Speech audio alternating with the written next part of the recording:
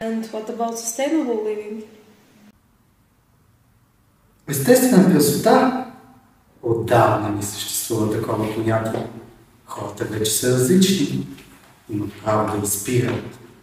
Имат право да избират как да изглеждат. Имат право на перфектни скули, устни, носове, бюстове. Да са актуални, в как с времето. Разбираш ли, татенце?